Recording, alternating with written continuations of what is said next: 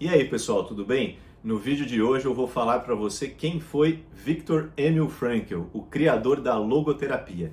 Embora não seja tão conhecido no Brasil, Viktor Frankl foi uma das figuras mais importantes da história da psicologia. E diria que foi um dos grandes nomes da psicologia no século XX. Ele nasceu no dia 26 de março de 1905, em Viena. De formação, Viktor Frankl era médico, com especializações em psiquiatria e neurologia, mas de vocação e de coração, ele se tornou um dos grandes psicólogos que a psicologia já produziu. Ele viveu boa parte da sua infância, o começo da adolescência, durante a Primeira Guerra Mundial. A gente sabe que Viena e a Áustria foram um dos epicentros da Primeira Guerra. Isso levou ele a passar por muitas privações. Ele era membro de uma família que tinha ali o seu pai, sua mãe e mais um irmão e uma irmã. Ele conta algumas histórias relativamente tristes até dessa fase de dificuldades ligadas à Primeira Guerra, onde ele tinha que, por algumas vezes, sair de madrugada, ficar na fila esperando para pegar a ração de batatas destinada a cada família e, na sequência, ir para a sala de aula. Conta que não pôde ter uma bicicleta, por exemplo, um sonho de muitas crianças por conta da Primeira Guerra Mundial e uma série de outras privações. Mas o fato é que a guerra acabou, a Áustria começou a entrar relativamente em um período de estabilidade e Frankl foi seguindo a sua vida. Quando ele era já um adolescente, no meio da sua adolescência, fim do ensino médio, início da sua vida universitária, ele começou a se interessar muito pela psicologia, que era, por sinal, uma das ciências crescentes ali do início do século XX, ainda mais se estivermos falando de Viena, talvez a grande capital mundial da psicoterapia. Lá estava, por exemplo, Sigmund Freud. E Frankl se interessou muito pela psicanálise de Freud, começou até a trocar cartas com Freud. Só para vocês terem uma ideia da intimidade que surgiu entre os dois, em uma única ocasião, Frankl teve a oportunidade de encontrar Freud pessoalmente. Frankl sabia quem era Freud, mas Freud não sabia quem era Frankl, apenas das cartas. E ele foi lá e se apresentou, falou: Dr. Freud, Viktor Frankl. Nessa ocasião, ele era um jovenzinho. Frankl olhou para ele e falou assim: Zerningás número 6. Era o endereço de Viktor Frankl. Ele se lembrou de tantas cartas que eles trocavam. Chegou ao ponto de Freud publicar um texto de Viktor Frankl na revista de psicanálise que o próprio Freud produzia. Mas esse interesse de Frankl pela psicanálise acabou mudando com o passar do tempo e ele começou a aderir agora à psicologia individual do Adler. Então, mais um dos grandes nomes da psicologia, ele começou a fazer parte do grupo de estudos, de aulas de Alfred Adler, e a partir daí ele começou a se desenvolver também nessa outra vertente psicológica. Tudo isso ele ainda era muito novo, só que em paralelo ele começou a ter as suas próprias ideias sobre psicologia, e isso acabou levando a um rompimento de Frankl com Adler e o círculo da psicologia individual. Frankl seguiu estudando medicina e desenvolvendo suas próprias ideias. Em 1926, ele usou pela primeira vez o termo logoterapia, que posteriormente veio a se tornar o nome da sua própria teoria psicológica. Ele abriu o seu consultório médico em 1937. Antes disso, ele trabalhou em uma série de hospitais. Em um deles, ele era responsável pelo atendimento a uma ala de pacientes que haviam tentado o suicídio. E ele diz o seguinte: ali ele atendeu mais de 3.000 mulheres, que era o público principal dessa ala do hospital. E ele vai dizer que foi durante aqueles anos que ele se esqueceu o que ele havia aprendido com Freud, com Adler, e passou a aprender com os seus próprios pacientes. Quando ele estava então agora começando de verdade a sua carreira, agora como um médico, já com um certo nome, com uma certa experiência ali em Viena, acontece a invasão dos nazistas na Áustria.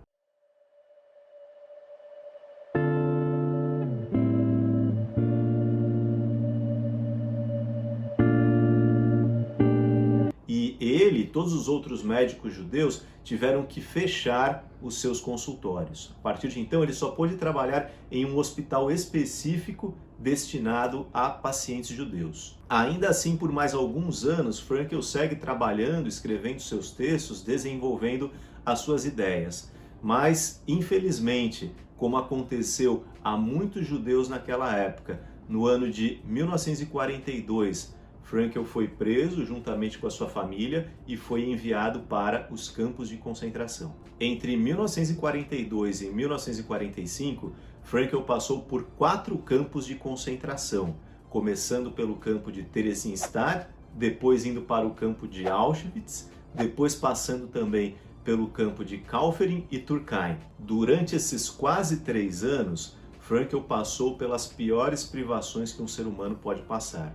Pior de tudo, perdeu os seus entes queridos. A única pessoa que sobreviveu da sua família foi uma irmã que conseguiu fugir para a Austrália, mas seus pais morreram, o seu irmão morreu e a sua esposa também morreu nos campos de concentração. Quando ele volta para Viena, em 1945, nada daquela vida que ele havia construído e deixado lá existe mais. Frankl é obrigado a recomeçar. E ele vai dizer o seguinte, que foi nesse momento que ele de fato pensou se valia a pena continuar vivendo. Durante todos os anos que ele passou preso nos campos de concentração, ele disse que as suas ideias da logoterapia foram colocadas à prova. Ele já tinha essas ideias antes, inclusive quando ele chegou nos campos de concentração, ele carregava com ele, escondido, não é, no bolso do seu casaco, o manuscrito de um livro que ele planejava publicar quando saísse. Esse manuscrito se perdeu porque o seu casaco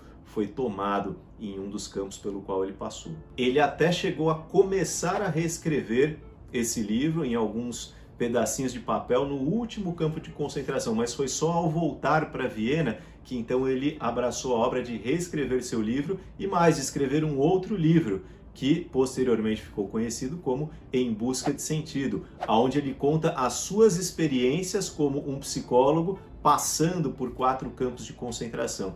Este é o maior best-seller de Viktor Frankl e talvez um dos livros mais importantes e mais conhecidos sobre o sentido da vida escritos em todos os tempos. Ao voltar para Viena, ele se vê obrigado a recomeçar sua vida. Lá ele conhece a sua nova esposa, que trabalhava ali na clínica onde ele foi trabalhar como médico. O nome dela era Eleonor, conhecida também como Ellie. Ellie Frankl é viva até os dias de hoje. E ao lado dela, ele construiu uma família que ele havia perdido e desenvolveu muito mais a sua teoria. Ela era o seu verdadeiro braço direito e o ajudava na criação dos livros e na edição dos mesmos. Em 1946, ele se tornou também professor da Universidade de Viena, responsável pela Policlínica Universitária de Neurologia, e permaneceu nesse cargo por 25 anos. Além de todo esse trabalho clínico e como professor, ele também desenvolveu uma larga obra de publicações. Ele escreveu cerca de 30 livros que já estão traduzidos em mais de 30 idiomas e, além disso, cerca de 400 artigos científicos dentro da área da medicina, da psicologia e da filosofia. Frankl viajou muito ao redor do mundo e lecionou em mais de 209 universidades. Inclusive no Brasil ele esteve algumas vezes. E recebeu também 29 títulos de doutor honoris causa, que é um doutorado conferido a pessoas pelos seus feitos e pelas suas contribuições à ciência e à sociedade. Frankl era descrito pelos seus amigos e pessoas mais próximas como alguém apaixonado pela sua própria família e um amigo muito fiel, como uma pessoa muito bem-humorada, com um senso de humor um tanto quanto sarcástico, inclusive. Ele se definia como um perfeccionista, como alguém que gostava de se dedicar às coisas que tinha que fazer. E ele tinha alguns hobbies, como por exemplo o alpinismo, que ele praticou até ainda como um indivíduo idoso, já no auge da sua vida. Enquanto ele tinha forças, ele praticou o alpinismo. Uma curiosidade da vida de Frankl e que nos mostra um pouco dessa personalidade cativante e inovadora é que aos 67 anos de idade ele aprendeu a pilotar aviões. Além disso, ele era capaz de desenhar, tocar diversos instrumentos e cantar. Frankl também era um aficionado de café, gravatas e armações de óculos. Se você olhar aí nas imagens, nos vídeos que a gente tem, cada vez ele está com óculos diferentes. A importância de Viktor Frankl é reconhecida por grandes nomes da psicologia e da filosofia, como por exemplo Martin Heidegger, Karl Jaspers, o próprio Carl Rogers, Elisabeth Kubler-Ross. Esses são alguns dos nomes importantes que reconheceram as contribuições de Viktor Frankl. Gordon Allport, um dos grandes nomes da psicologia norte-americana, levou Viktor Frankl para os Estados Unidos por várias vezes e era um amigo pessoal dele. Ele lecionou a sua última aula aos 91 anos de idade, no ano de 1996, na Universidade de Viena. Em julho desse mesmo ano, ele comemorou Bodas de Ouro. E em 2 de setembro de 1997, ele faleceu na cidade de Viena por conta de uma falência cardíaca. Viktor Frankl não é apenas o criador da logoterapia. Ele é uma vida que merece toda a nossa atenção e admiração.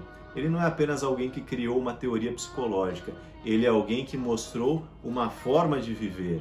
E a sua maneira de viver era coerente com as coisas que ele ensinava. Talvez esse seja um dos motivos pelo qual todo mundo que se depara com a história de Viktor Frankl quer conhecer também a sua teoria, a logoterapia. E o contrário também, todo mundo que se interessa pela logoterapia quer conhecer um pouco mais sobre o seu criador, Viktor Frankl.